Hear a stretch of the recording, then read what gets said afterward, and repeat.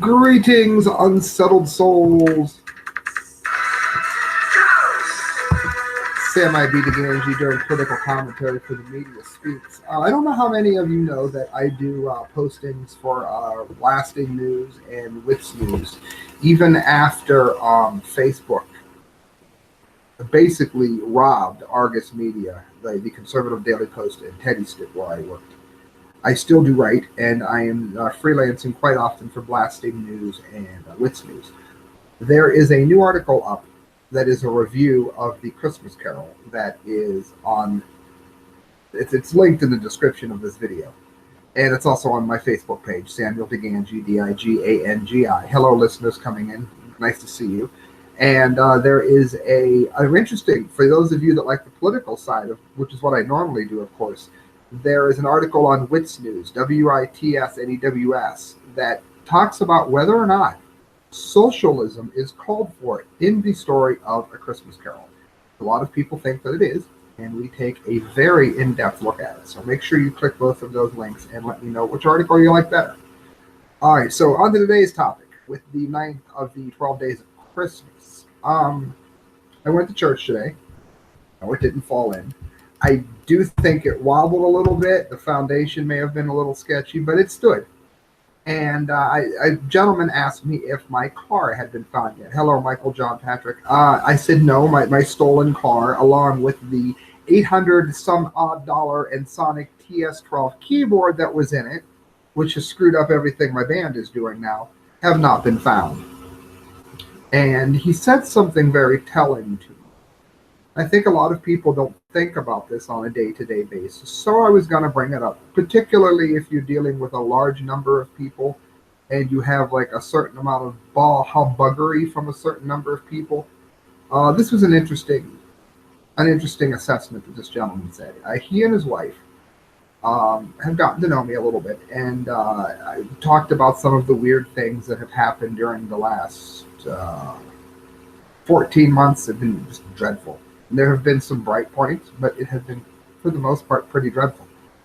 And he said, yeah, my wife and I have been through a number of times like that in our life. And she's like, yeah, we've really had to battle through some things just like that. Things always get better. And, the uplifting message that you would hope to get at church from someone. But the first part of that really struck me. Here's why. I think it's very common for people to miss someone when something really wonderful happens. For instance, I am a member now of Green Jello, and anytime I can make it to the show, I'm welcome to play keyboards with that band.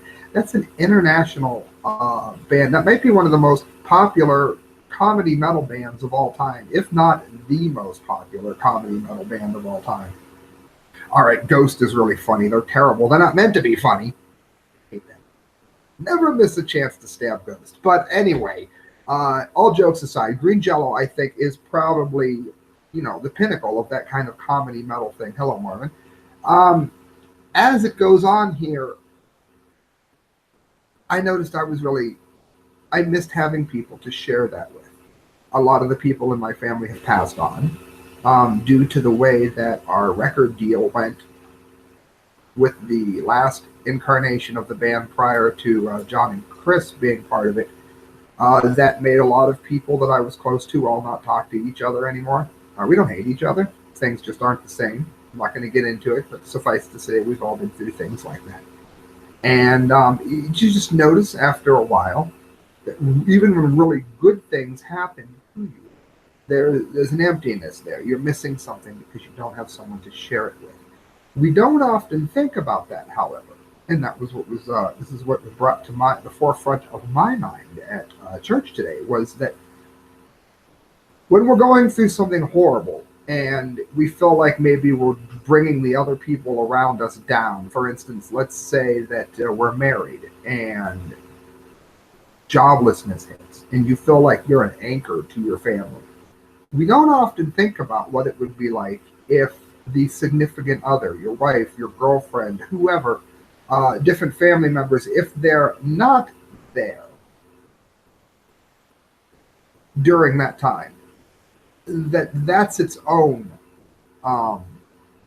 its own mental problem, if you will, because getting through those times in a person's life is made incredible. I mean, the first thing this couple said was that when these kinds of things struck them, was that they got through it together. It was the first thing they said, even before they started talking about the blessings that come from God, and that John agrees. Even if it comes that kind of thing,